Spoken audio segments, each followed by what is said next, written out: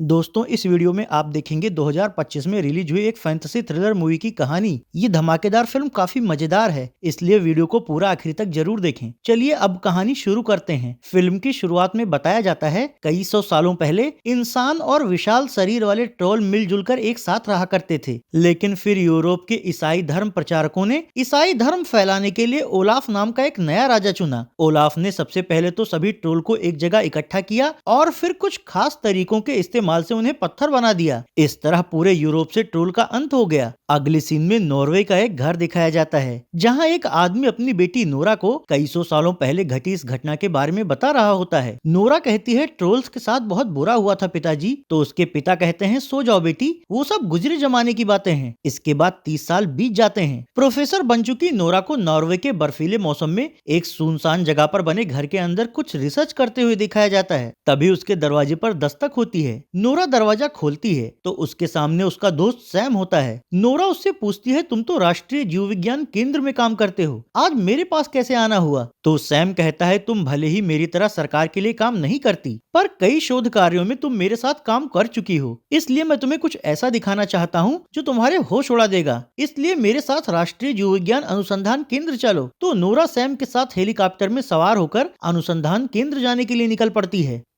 कुछ देर बाद अनुसंधान केंद्र पहुंचने के बाद सैम नोरा को वहां के मुख्य वैज्ञानिक फ्रेड से मिलवाता है। वहां फ्रेड नोरा को शोध केंद्र के निचले हिस्से में ले जाकर एक विशाल ट्रोल का शरीर दिखाता है। जंजीरों से जकड़े हुए इस ट्रोल को देखकर नोरा पूछती है क्या ये मर चुका है? सैम कहता है नहीं, इसे 100 सालों पहले खोजा गया था, तब से इसके शरीर में तो कोई हलचल नहीं है, लेकिन इसके अंदर का दिल धड़क रहा है। इसी दौरान एक महिला वहाँ आती है और नोरा से कहती है मैं यहाँ की प्रोजेक्ट लीडर टीना हूँ, मैंने आपके बारे में काफी सुना है। ये सब देखकर नोरा हैरान होकर पूछती है आखिर यहाँ ये सब चल क्या रहा है? फ्रेड कहता है हम इसके शरीर पर शोध कर रहे हैं, अगर ये कभी जाग जाए तो हमें काफी जानकारी मिल सकती है। टीना कहती है हाँ, हालांकि इसमें काफी खतरा है, इसीलिए हमने इसके आसपास यूवी लाइट्स लगाई हैं, जो कि इसे पल भर में पत्थर बना सकती हैं। उनकी बातें सुनकर नोरा कहती है ट्रोल का शरीर भले ही मिट्टी और पत्थर से बना है, पर वो भी इंसानों की तरह ही कुदरत का हिस्सा होते हैं, इसलिए हमें उनसे इंसानों की तरह पेश आना चाहिए। इस बात पर टीना उससे बहस करने लगती है। ये देखकर सैम नोरा को प्रयोगशाला के ऊपरी हिस्से में ले जाता है और उससे कहता है मैंने यहाँ ट्रोल पर रिसर्च करने वाली सारी चीजें इकट्ठा कर रखी हैं, जिसमें सेंट ओलाफ द्वारा ट्रोल्स के लिए बनाए गए कानून का दस्तावेज भी शामिल है। नोरा उस कानूनी दस्तावेज के पन्ने को पढ़ती है, जिस पर लिखा होता है सन 1030 ट्रोल्स को इस भूमि से बेदखल किया जाता है। अब सैम नोरा से बताता है इसका आधा पन्ना गायब है, बिना उसके हमें पूरी जानकारी नहीं मिल सकती। इस दौरान मुख्य वैज्ञानिक फ्रेड और उसके वैज्ञानिक साथी भी वहाँ आ जाते हैं और नोरा से कहते हैं इसके पहले भी हमें एक ट्रोल मिला था और एक ट्रोल ये है, इसका मतलब ये हुआ कि बाहर अभी और भी कई ट्रोल हो सकते हैं। अगर किसी दिन ये सब जाग गए तो बहुत बड़ी मुसीबत हो जाएगी, इसलिए हमें तैयार रहना चाहिए। सैम कहता है हाँ, और इसलिए ही ट्रोल्स को समझने के लिए हमें तुम्हारी मदद चाहिए। ये सब सुनकर नोरा थोड़ी असहज हो जाती है और वॉशरूम जाने के बहाने वो नीचे ट्रोल्स के पास जाकर उसे करीब से देखने लगती है। इस दौरान वो उसके चेहरे पर हाथ रखकर उसे महसूस करने की कोशिश करती है, क्योंकि उसे बचपन से ही ट्रोल से काफी लगाव महसूस होता है। हालांकि फिर वो जैसे ही हाथ हटाकर वापस लौटने के लिए मुड़ती है, वैसे ही ट्रोल जाग जाता है। इससे सिक्योरिटी अलार्म बज जाता है और सभी को इस बात का पता लग जाता है। वहीं ट्रोल गुस्से में जंजीरें तोड़ना शुरू कर देता है, तो फ्रेड सिक्योरिटी इंचार्ज से कहता है वो बेकाबू हो रहा है, इसलिए यूवी लाइट्स ऑन कर दो। हालांकि नोरा ऐसा नहीं चाहती थी। टीना भी फ्रेड से कहती है अगर हम इसे मार देंगे तो हमें कुछ भी नहीं पता चल पाएगा। इसी दौरान सिक्योरिटी इंचार्ज की coffee UV light control system पर गिर जाती है और वो सिस्टम खराब हो जाता है। ये देखकर सैम नोरा से नीचे की ओर भागने के लिए कहता है, तो नोरा बचने के लिए नीचे भागती है, जबकि ट्रोल वहाँ तोड़फोड़ करके उथल पुथल मचाने लगता है। इससे वहाँ मौजूद लोगों में भगदड़ मच जाती है। ट्रोल लगातार आगे बढ़ रहा होता है, तो बचने के लिए सभी लोग तेजी से भागकर रिसर्च सेंटर से बाहर आ जाते हैं, लेकिन इतनी ही देर में ट्रोल भी रिसर्च सेंटर तोड़कर बाहर आ चुका होता है। इससे सभी लोग सहम जाते हैं। हालांकि ट्रोल वहाँ से चला जाता है। इस घटना की सूचना नॉर्वे सरकार को मिलते ही वो अपने एयरफोर्स कैप्टन क्रिस को इन सभी के बचाव के लिए भेजते हैं। क्रिस इन लोगों को अपनी बख्तरबंद गाड़ी में बिठाकर सेना के हेडक्वार्टर ले जाता है, जहां नोरा और टीना में फिर से ट्रोल को लेकर बहस होने लगती है। इसी दौरान नॉर्वे के प्रधानमंत्री अपने स्टाफ के साथ वहां जाते हैं। वो इन लोगों को पहले से ही जानते थे, इसलिए मीटिंग के दौरान सबको संबोधित करते हुए कहते हैं मुझे पहले से ही अंदाजा था कि ये रिसर्च प्रोजेक्ट बहुत खतरनाक है और आज उस ट्रोल के जाग जाने से ये बात साबित भी हो गई। इस पर टीना कहती है अगर उसे जिंदा पकड़ लिया जाए तो हमें बहुत कुछ पता चल सकता है, लेकिन नोरा कहती है ये तरीका बिल्कुल भी सही नहीं है और ट्रोल को काबू नहीं किया जा सकता, क्योंकि उनमें भी हम इंसानों की तरह ही भावनाएं होती हैं। ये सब सब सुनकर प्रधानमंत्री कहते हैं, जो भी हो, लोगों की सुरक्षा के लिए मैं उसे मारने का आदेश देता हूँ। नोरा इससे सहमत नहीं होती। हालांकि प्रधानमंत्री क्रिस से मेजर के साथ मिलकर ये मिशन पूरा करने के लिए कहते हैं। इस मीटिंग के बाद क्रिस अपने साथियों के साथ ट्रोल पर अटैक करने के तरीकों पर चर्चा करने लगता है। इसी दौरान निराश नोरा क्रिस के पास आती है और उसे भी इस मिशन पर अपने साथ ले चलने के लिए कहती है। क्रिस कहता है, मुझे इसकी इजाजत नहीं है, पर नोरा के बार बार जिद करने पर वो उसे अपनी शर्तों पर साथ ले चलने के लिए तैयार हो जाता है। इसी मिशन पर क्रिस के साथ उसका एक साथी पायलट रॉन भी होता है। तो अब सारी तैयारियां पूरी करने के बाद क्रिस सबको एक हेलीकॉप्टर दिखाते हुए कहता है, इसे खास तौर पर ट्रोल्स को मारने के लिए ही बनाया गया है और इसमें यूवी लाइट्स भी लगी हुई हैं। इसी दौरान टीना भी वहां आ जाती है। तो अब ये सभी अटैक हेलीकॉप्टर्स में सवार होकर ट्रोल्स के शिकार पर निकल पड़ते हैं। अगले सीन में नॉर्वे के एक पब के बाहर कई लोगों को स्केटिंग करते हुए दिखाया जाता है, जबकि पब के अंदर लोग पार्टी कर रहे होते हैं। पर तभी पब हिलने लगता है और देखते ही देखते वो भागा हुआ ट्रोल पब की छत तोड़ देता है। इससे लोग दहशत में आकर इधर उधर दौड़ने लगते हैं, पर ट्रोल वहां आतंक मचाना जारी रखता है और पब के अंदर हाथ डालकर उन लोगों को पकड़कर खाना शुरू कर देता है। ये सब चल ही रहा होता है कि तभी उसकी तलाश में निकले दोनों लड़ाकू हेलीकॉप्टर वहां पहुंच जाते हैं, जिसमें से एक को क्रिश तो दूसरे को रॉन चला रहा होता है। अब वो दोनों अपने अपने हेलीकॉप्टर्स की यूवी लाइट्स जलाकर उसे ट्रोल के करीब ले जाते हैं। यूवी लाइट से ट्रोल का शरीर सुलगने लगता है। ये देखकर वो दोनों हेलीकॉप्टर्स को चारों ओर घुमा घुमा कर यूवी लाइट ट्रोल के पूरे शरीर पर फेंकने लगते हैं। इससे विचलित होकर ट्रोल एक खंभा उखाड़कर हेलीकॉप्टर्स की ओर फेंकता है, जिससे क्रिश तो किसी तरह अपने हेलीकॉप्टर को बचा लेता है, पर वो खंभा रॉन के हेलीकॉप्टर से टकरा जाता है, जिससे रॉन का हेलीकॉप्टर क्षतिग्रस्त होकर नीचे गिर जाता है और रॉन मारा जाता है। अपनी दोस्त की मौत से दुखी क्रिश अपना लड़ाकू हेलीकॉप्टर बिल्कुल ट्रोल के सामने ले जाकर उस पर यूवी लाइट्स फेंकने लगता है। नोरा उसे कोई भी ऐसा कदम उठाने से रोकती है। वहीं ट्रोल भी खंभा हाथ में उठाकर गुस्से से उसे देखता है। हालांकि कुछ ही देर बाद वो बिना कुछ किए वहां से वापस चला जाता है। उसके जाने के बाद क्रिश भी अपना हेलीकॉप्टर नीचे उतार देता है और अपनी दोस्त की मौत पर मातम मनाने लगता है। इस घटना से आहत नोरा सबसे कहती है, कोई ऐसा है जो इस ट्रोल को रोक सकता है। ये कहकर वो सबको साथ लेकर घाटी में स्थित एक गुप्त स्थान पर जाती है। उस पहाड़ी सुरंग के अंदर जाने पर क्रिश नोरा से कहता है, आर्मी यहाँ बहुत बार आ चुकी है, लेकिन यहाँ हमें अब तक कुछ भी नहीं मिला है। तो नोरा उन्हें गुफा के और अंदर ले जाती है। अगले सीन में एक आदमी को फोन से बात करते हुए दिखाया जाता है। उसी दौरान भागा हुआ ट्रोल उसके घर को तोड़ते हुए वहां से आगे बढ़ जाता है। इधर नोरा सबको लेकर गुफा के अंदर बनी एक गहरी खाई के पास जाती है। टीना उससे पूछती है, ये कौन सी जगह है। नोरा कहती है, कहानियों के अनुसार ट्रोल राजा को मजबूर करने के लिए ईसाई धर्म गुरुओं के सलाह पर ओलाफ ने ट्रोल राजा के बेटे को यहीं बंदी बनाया था। तब ट्रोल राजा तो बचकर यहाँ से किसी तरह भाग गया, पर ऐसा कहते हैं कि उसके बच्चे का अवशेष यहीं कहीं रह गया है। ये कहकर जैसे ही वो खाई के पीछे की दीवार पर टॉर्च मारती है, ट्रोल राजकुमार जाग जाता है और उन लोगों के सामने आकर उन्हें देखने लगता है। इस पर नोरा बिना घबराए उसकी ओर अपना हाथ बढ़ाती है, तो ट्रोल राजकुमार भी अपना चेहरा उसके पास ले जाता है। नोरा उसकी नाक पर हाथ रखकर उसे सुरक्षा का एहसास दिलाती है, जिससे कि ट्रोल उससे जुड़ाव महसूस करता है और मुस्कुरा देता है। नोरा को इस तरह ट्रोल को काबू करते देखकर वो सभी हैरान रह जाते हैं। फिर नोरा सैम को भी उसका स्पर्श करवाती है और राजकुमार ट्रोल से भगोड़े ट्रोल को पकड़ने में मदद मांगती है।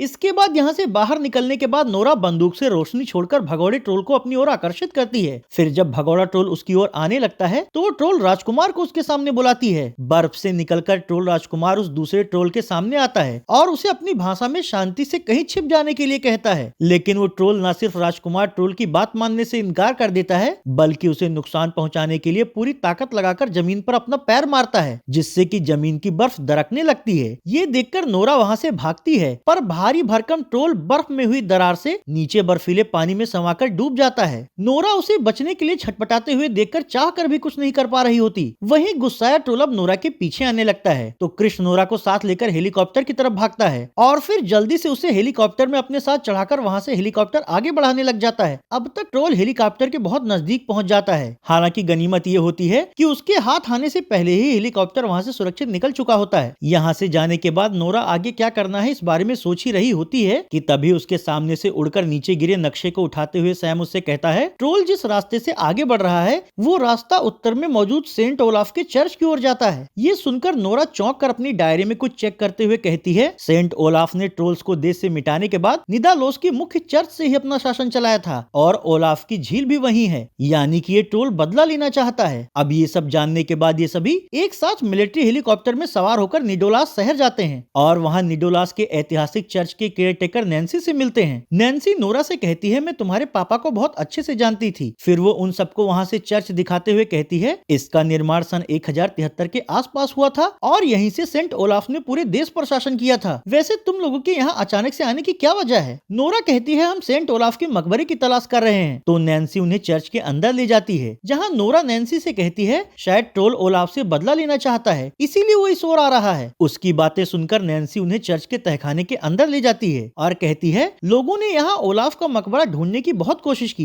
पर उन्हें आज तक यहाँ ऐसा कुछ भी नहीं मिला। तो नोरा कहती है, शायद उनके मकबरे को छिपाने में किसी रहस्यमयी तरीके का इस्तेमाल किया गया हो, इसलिए हमें कुछ अलग सोचना होगा। फिर तहखाने के भीतर ही नैन्सी उन सबको एक ऐसे कमरे में ले जाती है जहाँ ओलाफ के जीवन से जुड़ी घटनाओं के चित्र दीवार पर उकेरे गए होते हैं। वहाँ सैम और नोरा उन चित्रों को ध्यान से देख ही रहे होते हैं कि तभी सैम की निगाह एक ऐसे चित्र पर जाती है जिसमें 3 अलग अलग जगहों पर छेद होते हैं। नैन्सी और नोरा को ये बात थोड़ी अजीब लगती है, इसलिए वो दीवार पर लगे मशाल की 3 लकड़ियों को उन सुराखों में डालकर सैम के साथ उसे गोल गोल घुमाने लगते हैं, जिससे कि दीवार में एक बड़ा सा छेद खुल जाता है। फिर उसके अंदर जाने पर उन्हें सेंट ओलाफ का रहस्यमय ताबूत दिख जाता है। नोरा और टीना ताबूत का ढक्कन हटाती हैं, जिसके अंदर हड्डियों का ढांचा बन चुकी सेंट ओलाफ की डेड बॉडी रखी हुई होती है। उसी के पास नोरा को ओलाफ के कानून का वो आधा पन्ना भी मिल जाता है, जिसका आधा भाग उसने पहले पढ़ा था। सैम इस पन्ने को वीडियो कॉल के जरिए हेडक्वार्टर में दिखाता है, तो वहाँ की कर्मचारी दोनों पन्नों की फोटो जोड़कर उन्हें वापस भेजती है, जिसके बाद नोरा उसे पढ़कर अपने साथियों से बताती है, इसके अनुसार ओलाफ ने ट्रोल्स को इस भूमि से निकालने के बजाय उन्हें पहाड़ों में सुरक्षित आवास देने का वादा किया था, पर ईसाई पादरियों ने ओलाफ के इस आदेश का विरोध किया। हालांकि फिर जब ओलाफ ने पादरियों की बात नहीं मानी तो रहस्यमयी परिस्थितियों में उन्हें मार डाला गया, क्योंकि उस समय सभी ईसाई चर्च ट्रोल्स का खात्मा चाहते थे। टीना कहती है, इसका मतलब ये हुआ ट्रोल्स ओलाफ से नहीं, यहाँ के पूरे शहर से बदला लेना चाहता है। नोरा कहती है, हाँ, और हमारे पास समय बहुत कम है, इसीलिए उसके यहाँ पहुँचने से पहले ही हमें तैयार रहना होगा। अगले सीन में देश के टीवी चैनल्स पर चल रही ट्रोल्स की न्यूज दिखाई जाती है, जिसमें बताया जाता है कि किस तरह ट्रोल्स नॉर्वे के अलग अलग जगहों पर भारी तबाही मचा रहा है और अब तक वहाँ की आर्मी भी उसे मारने में सफल नहीं हो पाई है। वहीं नॉर्वे के प्रधानमंत्री पत्रकारों को आश्वासन देते हैं कि हम जल्द ही समस्या का समाधान ढूंढ लेंगे। अगले सीन में नोरा, क्रिश और उनके साथियों को ट्रोल्स को हराने की योजना बनाते हुए दिखाया जाता है। टीना नोरा से पूछती है, तुम्हारी रिसर्च के अनुसार ओलाफ ने ट्रोल्स को कंट्रोल करने के लिए सूरज की रोशनी के अलावा और किन किन हथियारों का इस्तेमाल किया था, क्योंकि बंदूक की गोलियों का तो उन पर कोई असर नहीं होता। तो नोरा अपनी डायरी देखकर बताती है, चर्च की घंटियों के अलावा ओलाफ ने चर्च के पवित्र जल का भी इस्तेमाल किया था। इस पर नैन्सी कहती है, पहले तुम्हें एक बार इसकी जांच करनी चाहिए। तो नोरा ट्रोल्स के बॉडी से गिरे एक पत्थर पर पवित्र जल की कुछ बूंदे डालती हैं। ऐसा करते ही वो पत्थर सुलगने लगता है। ये देखकर टीना और सैम कहते हैं, इससे हमारा काम बन जाएगा। क्रिस कहता है, लेकिन उस ट्रोल के लिए हमें ढेर सारा ऐसा पवित्र जल चाहिए होगा। तो नैन्सी कहती है, चिंता मत करो, नीचे पवित्र जल की प्राचीन झील है और चर्च में वही पानी इस्तेमाल होता है। टीना कहती है, फिर तो ठीक है, हम वहाँ से पानी लाने के लिए लोगों को इकट्ठा करेंगे। ये कहकर टीना और क्रिस सड़क पर दहशत में भाग रहे लोगों के सामने जाते हैं और उनसे कहते हैं, हमें ट्रोल्स को हराने के लिए ज्यादा से ज्यादा पवित्र जल की जरूरत पड़ेगी, इसलिए झील से पवित्र जल निकालने में हमारी मदद कीजिए। मौके की नजाकत को समझते हुए लोग उनकी मदद करने के लिए तैयार भी हो जाते हैं। तो अब एक तरफ सैम और नैन्सी चर्च के अंदर घंटियां बजाने के लिए खड़े हो जाते हैं और दूसरी तरफ नोरा, टीना और क्रिश लोगों की मदद से झील से पवित्र जल निकालकर उसको अपने हथियारों के साथ इकट्ठा करने लगते हैं। वो लोग पानी के डब्बों से रिमोट बॉम्ब भी जोड़ देते हैं, जिसे कि ट्रोल के ऊपर डालकर उसमें विस्फोट किया जा सके। धीरे धीरे रात हो जाती है और आर्मी के जवान और बाकी सभी लोग ट्रोल पर हमला करने के लिए अपनी अपनी जगह पर मौजूद हो जाते हैं। आखिरकार कुछ ही देर बाद ट्रोल चर्च की ओर आता हुआ दिखाई दे जाता है। तो क्रिश अपने जवानों से पानी भरी बोतलों को हथियार के तौर पर इस्तेमाल करने के लिए कहता है। वहीं ट्रोल रास्ते में पड़ने वाले घरों को रौंदता हुआ तेजी से चर्च की ओर आगे बढ़ रहा होता है। अब उसे करीब देखकर क्रिश के कहने पर सैम और नैन्सी चर्च के घंटे बजाने लगते हैं। उन घंटों की आवाज को सुनकर ट्रोल विचलित होकर चीखने लगता है। इसी का फायदा उठाते हुए आर्मी के जवान ट्रोल पर पवित्र पानी की बोतलों से भरे हथियार दागने लगते हैं और उस पवित्र जल के असर से ट्रोल का शरीर सुलगने लगता है। हालांकि उस पर हो रहे ताबड़तोड़ हमलों के बावजूद भी वो गिरता नहीं और एक पेड़ उठाकर उसे चर्च पर फेंक देता है, जिससे चर्च की छत ढहने लगती है और सैम तथा नैन्सी घंटा बजाना बंद करके खुद को बचाने में लग जाते हैं। घंटे की आवाज बंद हो जाने से ट्रोल को काफी राहत मिलती है और फिर वो उस पर हमला कर रहे जवानों की ओर दौड़ता है। ये देखकर क्रिश जवानों को पीछे हटने के लिए कहता है और खुद पानी के कंटेनर के साथ लगाए गए बॉम्ब में ब्लास्ट कर देता है। उस ब्लास्ट से ट्रोल पवित्र जल से नहा जाता है और उसका पूरा शरीर सुलगने लगता है। लेकिन हैरानी की बात ये होती है कि थोड़ी ही देर में उसका शरीर फिर से सामान्य हो जाता है। ये सब देखकर नोरा कहती है, शायद इसे ऐसे नहीं मारा जा सकता। तो अब ट्रोल को अपनी ओर आते देखकर क्रिस, टीना और नोरा वहाँ से भागते हैं, जबकि गुस्साए ट्रोल उनके पीछे दौड़ रहा होता है। हालांकि तभी ट्रोल राजकुमार वहां आ जाता है। इससे नोरा को कुछ उम्मीद जागती है। तो अब ट्रोल और ट्रोल राजकुमार पहले तो एक दूसरे पर चीखते हैं और फिर आपस में लड़ना शुरू कर देते हैं। इस लड़ाई में वैसे तो दोनों एक दूसरे को मार रहे होते हैं, पर भगोड़ा ट्रोल राजकुमार ट्रोल से ज्यादा ताकतवर होता है, इसलिए वो उसे पुल से लड़ा देता है। इससे पुल टूट जाता है और ट्रोल राजकुमार पानी में नीचे गिर जाता है। ये सब देख रही नोरा क्रिस से कहती है, हमें जल्दी ही कुछ करना होगा, नहीं तो वो ट्रोल राजकुमार को मार डालेगा। क्रिस कहता है, हमारी गोलियों का उस पर कोई असर नहीं होता, फिर आखिर हम उसे कैसे हराएंगे। इस पर टीना कहती है, उसके शरीर में भी दिल है, अगर उस दिल तक हम पवित्र जल को पहुंचा दें तो शायद उसे हमेशा के लिए खत्म किया जा सकता है। क्रिस पूछता है, लेकिन हम ये कैसे करेंगे। उधर भगोड़ा ट्रोल पानी में गिराकर राजकुमार ट्रोल को बुरी तरह मारते हुए खंभे से उसके सिर पर ताबड़तोड़ कई वार करता है, जिससे कि राजकुमार ट्रोल मूर्छित होने लगता है। राजकुमार ट्रोल की बिगड़ती हालत देखकर क्रिस और उसके साथी पानी के आखिरी बचे हुए डब्बे को हेलीकॉप्टर के जरिए ट्रोल के मुंह में डालने की योजना बनाते हैं, जबकि नोरा भगोड़े ट्रोल पर गोलियां चलाकर उसका ध्यान राजकुमार ट्रोल से हटाने की कोशिश करने लगती है। तो अब सैम और क्रिस बॉम्ब लगे पानी का गैलन लेकर हेलीकॉप्टर में सवार हो जाते हैं। हालांकि फिर जैसे ही हेलीकॉप्टर थोड़ा ऊपर उड़ता है वैसे ही गैलन नीचे गिरने लगता है, जिसे सैम किसी तरह पकड़ लेता है, पर उसमें लगे बॉम्ब का रिमोट कंट्रोल फिर भी नीचे गिर जाता है। ये देखकर क्रिस उससे कहता है, अब वाटर बॉम्ब का बटन ट्रोल के मुंह के पास जाकर ही दबाना पड़ेगा। सैम जानता है कि इस काम में उसकी जान चली जाएगी, पर फिर भी उस काम के लिए तैयार हो जाता है। हालांकि क्रिस उसको ऐसा करने से बार बार मना कर रहा होता है। दूसरी ओर नीचे नोरा और टीना लगातार भगोड़े ट्रोल पर गोलियां चला रही होती हैं, ताकि वो किसी तरह ट्रोल राजकुमार को छोड़ दे। इससे गुस्साया ट्रोल नोरा की ओर बढ़ता है, लेकिन इससे पहले कि वो उस तक पहुंच पाता, क्रिस हेलीकॉप्टर लेकर ट्रोल के मुंह के पास आ जाता है और सैम पवित्र जल भरे गैलन के साथ मुंह खोलकर खड़े ट्रोल के मुंह में कूद जाता है। उसके मुंह में कूदते ही ट्रोल अपना मुंह बंद कर लेता है और फिर वो नोरा को पकड़ने के लिए उसकी ओर मुड़ने लगता है, लेकिन तब तक सैम ट्रोल के पेट में गैलन पर लगे बॉम्ब का बटन दबा देता है। इससे पवित्र जल ट्रोल के दिल तक पहुंच जाता है और ट्रोल का शरीर भस्म होने लगता है। इसी दौरान राजकुमार ट्रोल भी उठकर खड़ा हो जाता है और भस्म हो रहे ट्रोल के शरीर में हाथ डालकर उसका दिल निकाल लेता है। आखिरकार ट्रोल के मारे जाने से सभी लोग राहत की सांस लेते हैं। हालांकि उन्हें सैम के मरने का भी गम होता है। इसके बाद ट्रोल राजकुमार वापस अपनी जगह पर लौट जाता है तथा नोरा अपने एकांतवास पर लौट जाती है और इस तरह ये फैंटेसी थ्रिलर मूवी ही खत्म हो जाती है।